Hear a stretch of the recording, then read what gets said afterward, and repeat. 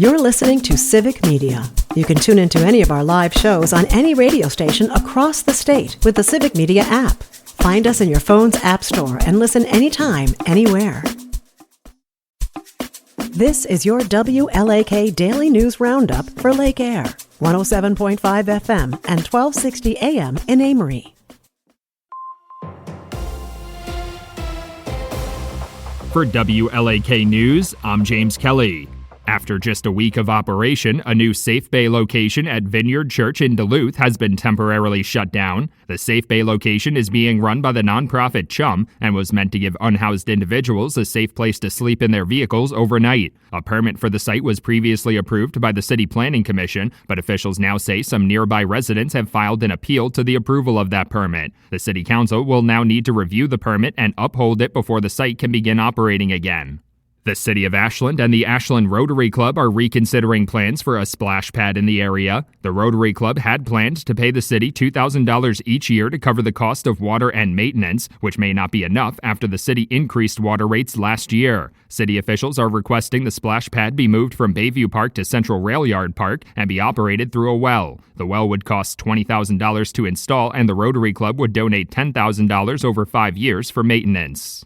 As Wisconsin Governor Tony Evers and Republicans in the legislature continue to grapple over the next biennial budget, a measure to increase fishing and hunting license fees has so far survived negotiations. Republican lawmakers have already removed hundreds of items from the governor's proposed budget, but left the increased license fee measure in. Officials say the increase would provide over $30 million each year in additional revenue, which would help prevent the Department of Natural Resources from operating with a deficit next year.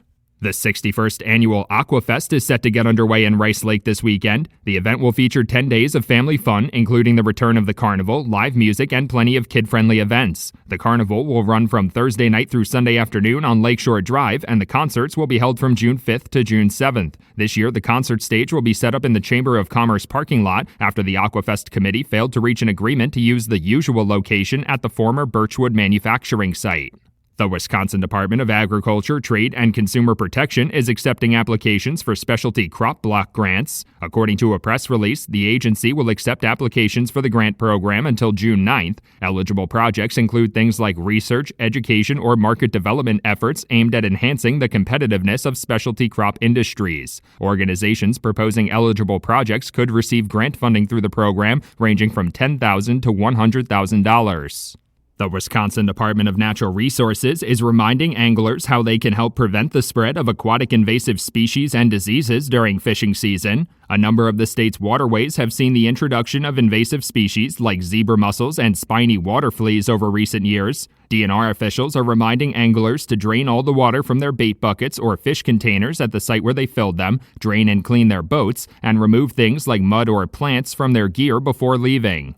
Burnett County officials are reminding ATV and UTV riders to check the county's trail rules and summer ATV map before heading out. County officials are reminding riders that ATVs and UTVs should be used on state-funded summer use trails only, which are designated with a white blazer. Riders should also be on the lookout for red flag alerts, which close the trails during times of high fire danger. No off-trail use will be allowed, and it is the rider's responsibility to determine if a specific township allows ATV and UTV use on some town roads. The Department of Natural Resources is asking northern Wisconsin residents to help update the beach list to keep people safe and informed on the Great Lakes. The DNR contacts local residents, beach managers, and public health departments each year to gather information on things like the status of boat launches and bacteria levels. That information is added to the beach list to give residents all the information they need before heading out on the water. Feedback for the beach list can be submitted on the Department of Natural Resources website. Wisconsin Congressman Tom Tiffany says he's likely to make a decision on a potential run for governor by August. In an interview with WISN, Congressman Tiffany said he's currently focused on his work in Congress serving Northwest Wisconsin residents. He says he'll make a decision during the House's August break. Current Governor Tony Evers has not yet announced if he will seek a third term, with his primary focus on the biennial budget process. Washington County Executive Josh Schoeman has already entered the race on the Republican side.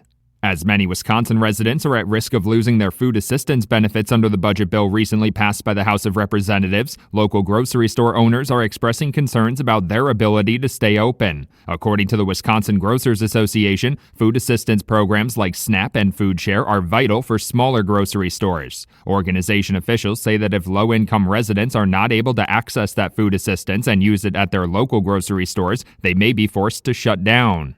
For WLAK News, I'm James Kelly.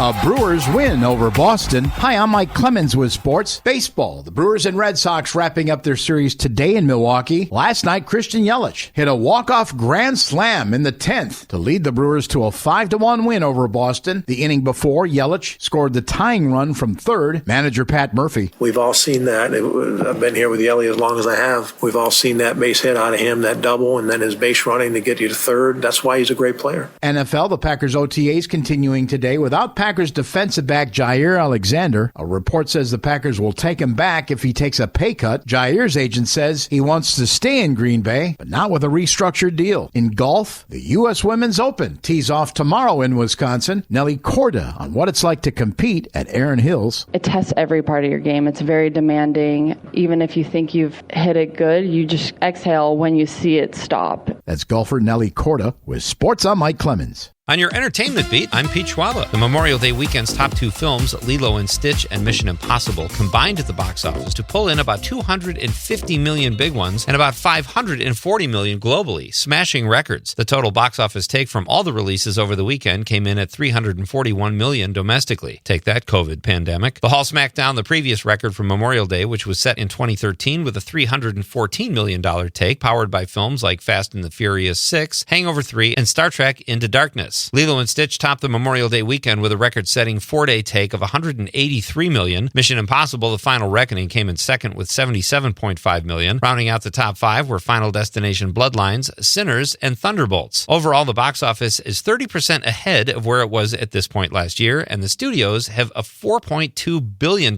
prediction for the summer box office alone. Good signs. On the heels of Lilo and Stitch's incredible showing at the box office, it's time for a tip of the cap to Disney CEO Bob Iger, who returned to run the studio in 2022 in the middle of the pandemic. Variety reports that prior to his arrival, the studio was putting out too many films, quantity over quality. Some of the studio hits since Iger's arrival include Inside Out 2, Mufasa the Lion King, Moana 2, and Deadpool and Wolverine. The four films were some of the biggest hits last year. On the way from the House of Mouse this summer are Avatar 3 and Zootopia 2. The Last of Us Season 2 is in the books. Last Sunday's episode pulled in 3.7 million viewers, a 30% drop from the season's premiere. Despite the 30% drop from the season premiere to the finale, the show is still outperforming Season 1 when it comes to overall numbers. HBO has already given the go-ahead for Season 3. There is no release date, but production is scheduled to start in June. Billie Eilish had an outstanding Memorial Day weekend. She took home an award for every category she was nominated in at the American Music Awards Sunday night, thanks to her album, Hit Me Hard and Soft. Eilish was nominated 7 times, including for Artist of the Year, Album of the Year, Favorite Touring Artist, Favorite Female Pop Artist, and Favorite Pop Album. She also won for Song of the Year and Favorite Pop Song. Beyoncé brought home 2 awards for Favorite Female Country Artist, and her somehow controversial album, Cowboy Carter, notched her a Favorite Country Album trophy. Post Malone also now has his first country music award after winning Favorite Male Country Artist. Eminem took home 2 awards for Favorite Male Hip-Hop Artist and Favorite Hip-Hop Album for the death of Slim Shady. Gracie Abrams won Best New Artist, and Lady Gaga and Bruno Mars won Best Video Collaboration. Mars also won Favorite Pop Musical Artist of the Year. I was shut out again. For more showbiz fun, tune into Nightlight with me, Pete Schwaba, weeknights from 6 to 8 p.m. on the Civic Media Radio Network. It is going to be cloudy with scattered showers, even a thunderstorm possible today with a high in the upper 70s this afternoon. Wind will be northeast at around 5. Tonight, mostly cloudy, 51. Tomorrow, partly cloudy, and it will be warmer with a high in the mid-70s.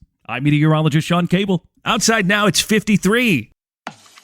That's your WLAK Daily News Roundup from Civic Media.